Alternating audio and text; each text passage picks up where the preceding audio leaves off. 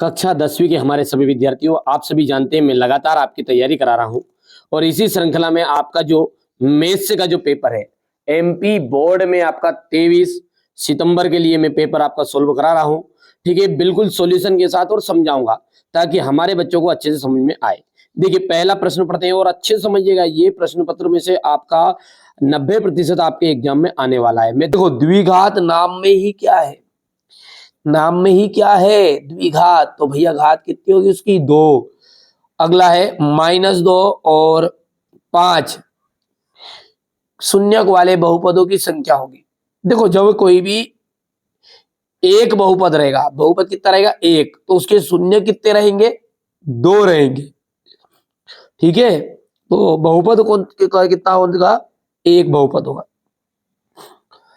यहां पर है एक्स स्क्वायर -3 के शून्यक होंगे, तो एक बार प्लस में एक बार माइनस में, तो ये आपका आ ऑप्शन राइट रहने वाला है।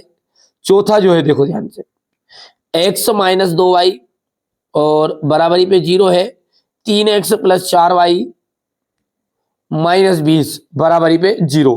तो यहां पर आपको क्या करना है, सोल्व करके बताना है। चलिए इसको थोड़ा सा साइड में करते हैं और ये सवाल अपना थोड़ा छोटा करके इसको साइड में रखते थोड़ा सा। ये देखो क्या बोल रहा है वो, a1/a2 बराबरी पे b1/b2। इससे जांच होगी इसकी कि कौन सी रेखा है, कैसी है।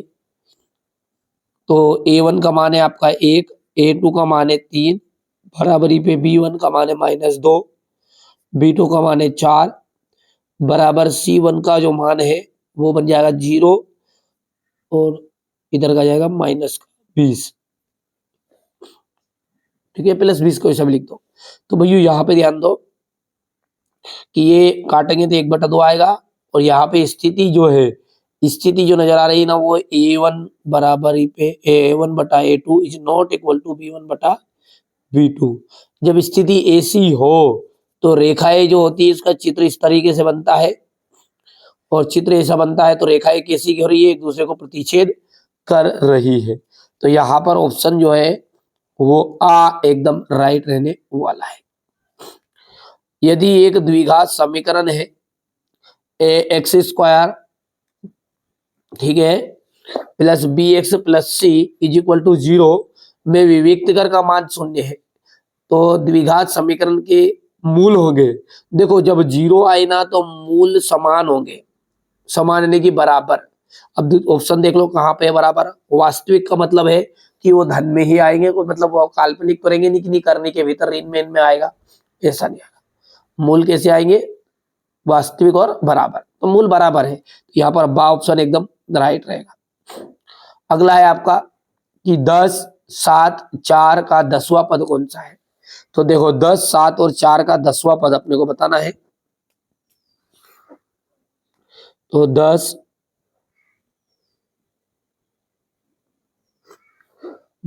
और 7 है, कोमा 4 है, इसका 10वां पद निकालना है। तो 10वां पद कैसे निकलेगा, a10 = a + 9d। तो a का मान कितना है, a का मान है 10 + 9 गुणित d है 7 में से 10 घटाओ तो -3 आएगा। 10 में से 7 नहीं घटाना, 7 में 10 में से 7 में से 10 घटाना है। तो 10 और माइनस का 9 27, तो 27 में 10 गया तो -17, तो -17 उत्तर है। जो भी ऑप्शन इसमें है -17 वाला वो करेक्ट कर दो, तो द ऑप्शन राइट रहेगा। अब अगला देखिएगा, रिक्त स्थान है ax² + bx + c एक बहुपद है। तो बच्चों ये है द्विघात बहुपद। क्या है आपका, द्विघात बहुपद। समीकरण है 3x² + 2x + 1/3 बराबरी पे 0। तो विविक्तकर कितना होगा।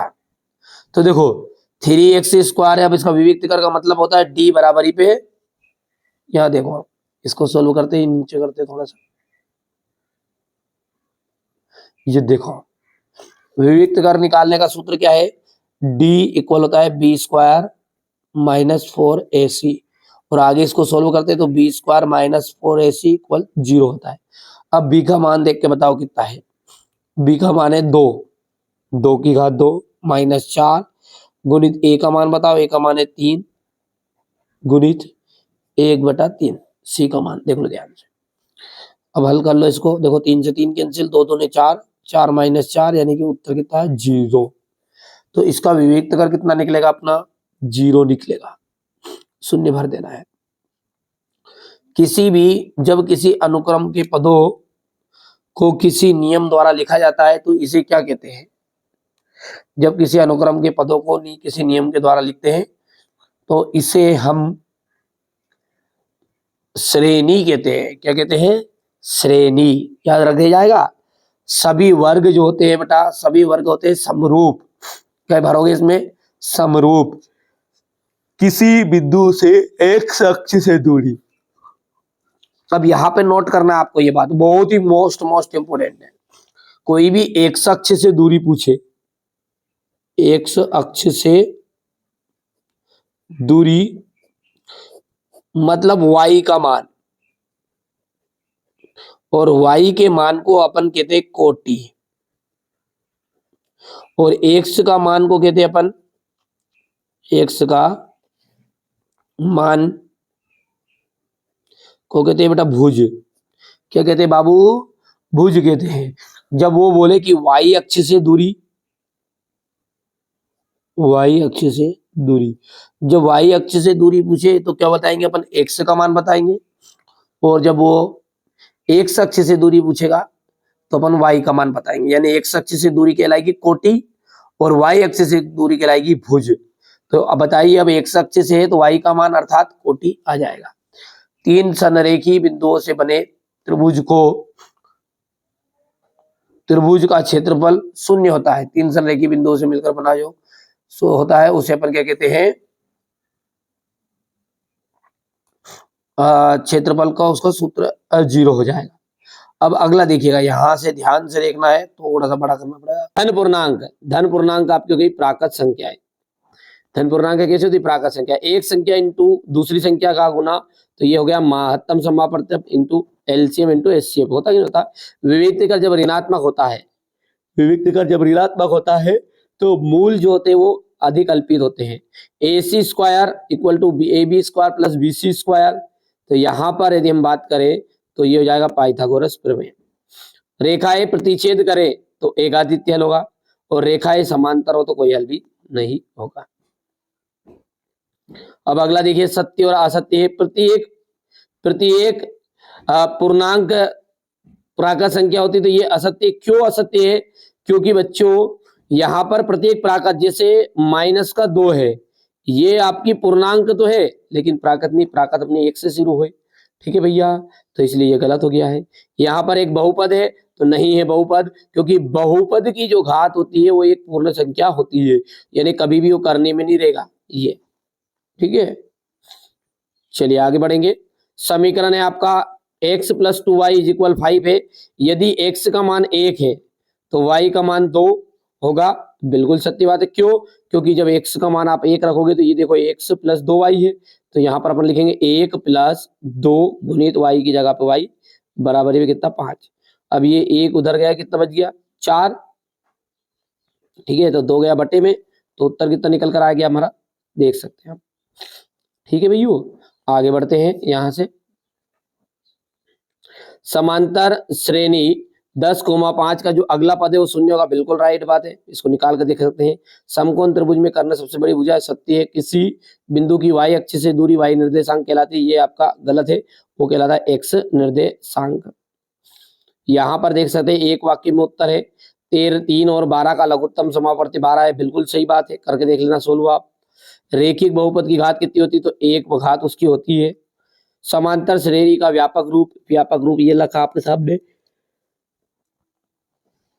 और कोई पूछ ले आपसे कि x1, y1 एवं y2 और x2 y2, यहाँ 1 1 यहाँ 2 2 के मध्य बिंदु का सूत्र है, तो ये मध्य बिंदु दूरी सूत्र हो गया। तो ये यहाँ पर इसका मानक रूप भैया बहुत आता है, वार्षिक में भी आएगा बच्चों ना।